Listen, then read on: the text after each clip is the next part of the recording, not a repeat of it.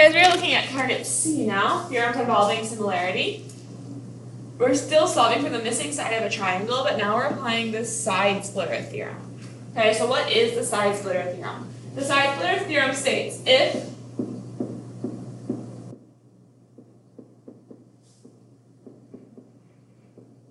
a line is parallel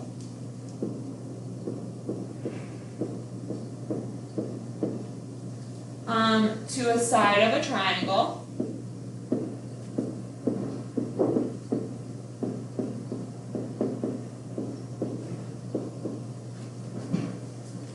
and intersects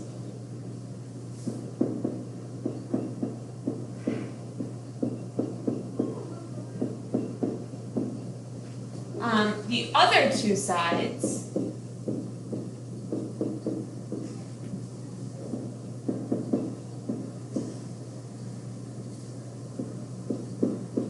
the line divides those sides proportionally.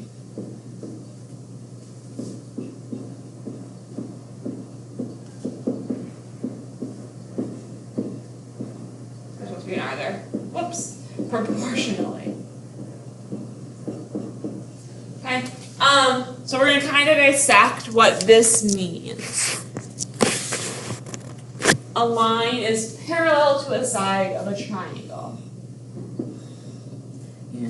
So here's my line. It's parallel to this side of the triangle. That's what those markings mean. Those markings mean parallel.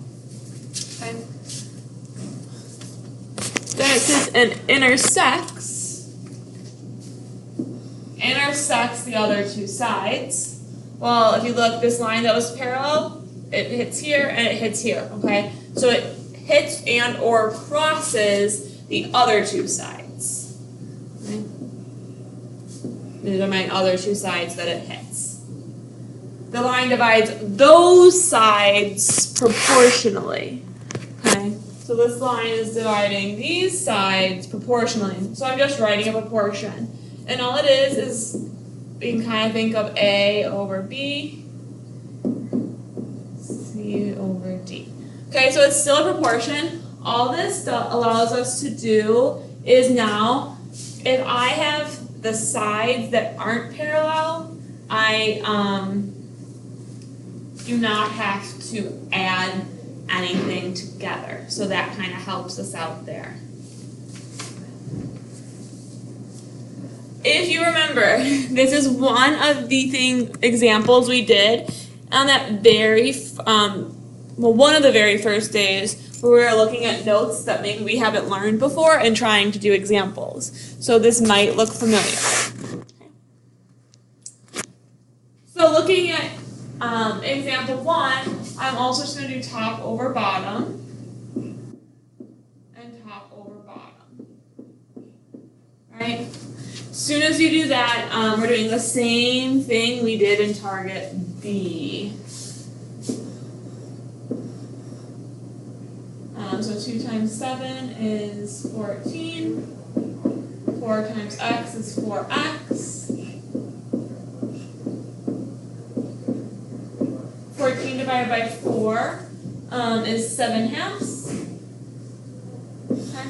You could also give me your answer is 3.5. That's fine as well. Either one there, right? So it's just another, it's a theorem to easily solve for the sides of a split triangle. Same thing for example 2. Again, we look at this example as well on that note sheet. You've already seen this one before. We all really quickly got that, right? I need to know what this side is, not the whole side. Okay, so I need to know a 6 there. Or I have to add this side too. Okay, but I think it's easier just to put the 6 in there. And so x over 12, right, starting at the point and going out, x over 12 equals, starting at the point going out, 6 over 10.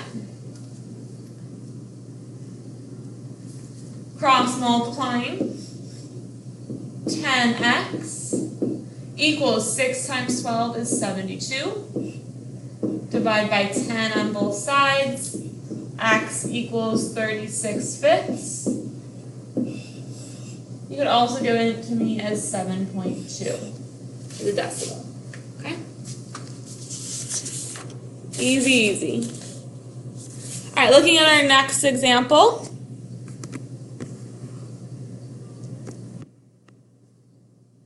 Very similar here. Again, we're given this whole side, so I just want the pieces, not the whole thing. So 33 minus 11 gives me 22. Okay, so I can put that 22 in there. So again, starting at, right, parallel line, point going out. At x over x plus 12. Right, point going out, 11 over 22.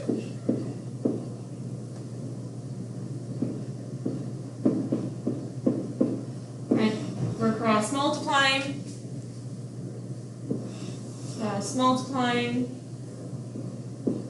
Make sure, just like we did in B2, that anytime you see a plus sign, we still need those parentheses around it so that we distribute. Okay? So I have 22x equals, distributing that 11, I have 11x plus 12 times 11 is 132. Looking at this, what do I have two of? I have two x's and only one constant. So I need to get rid of my x that's with my constant, right? We want all x's on one side, everything else on the other. 22x minus 11x is 11x. Those go away. I'm left with 132. Dividing both sides by 11. Move this up just a little bit. And we get x equals 12. Alright, looking at this one, there's no length that goes all the way through your triangle, so I don't have to do anything. I'm just going to start by setting up my proportion.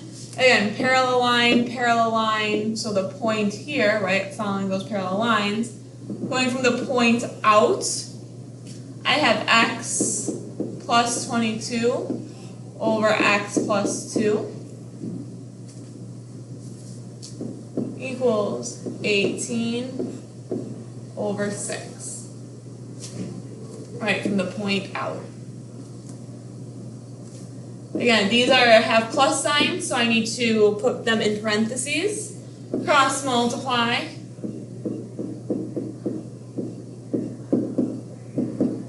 Cross multiply.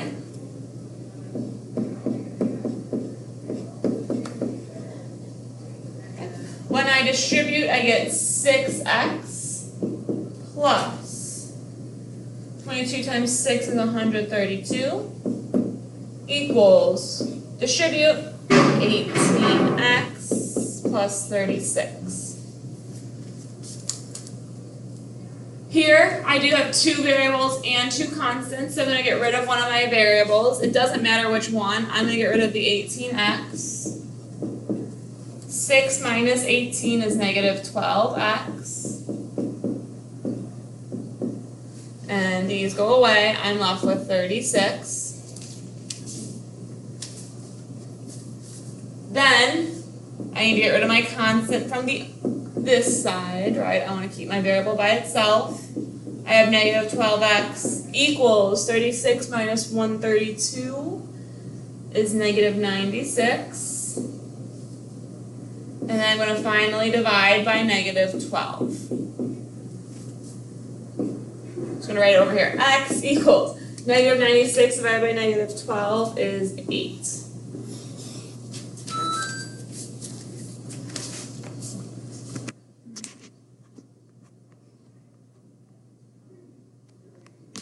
Alright, last type of problem here Determine whether DE is parallel to BC.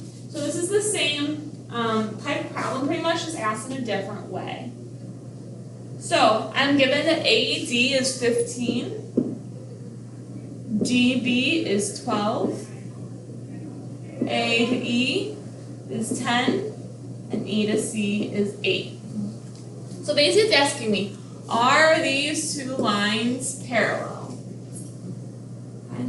So I'm going to do this, I'm going to start the same way.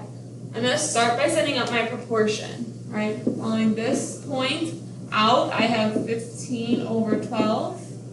Following this point out, I have 10 over 8. Basically, I'm trying to see, are these two things equal? If I type 15/12 into the calculator, 15 divided by 12, I get 5/4.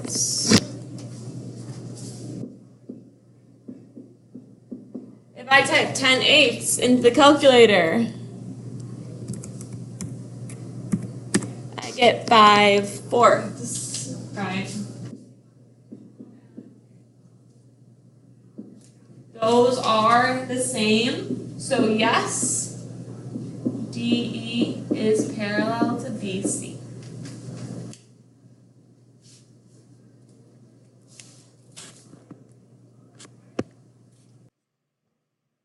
All right, then we're looking at example 6. Same type of problem. So we have JN is 18. They tell us JL. JL is from here all the way to here. So it's one of those, right, that has the whole line. Is 30. KM is 21. And ML is 35. Okay. So the first thing I want to do is, what is this missing piece? Right, that is 12, because 18 plus 12 is 30. Then I'm doing the same thing. Here is my line, my point. That those lines are meeting at, the lines with the numbers. Right, going this way, I have 35 over 21. Has to equal, going this way, 12 over 18. 35 over 21, if I reduce that fraction, I get 5/3. Equals 12 over 18. If I reduce that fraction, dividing them both by 6, I get 2/3. These are not the same. So no, MN is not parallel to KJ. Alright, and that is it for C1. I'll see you guys.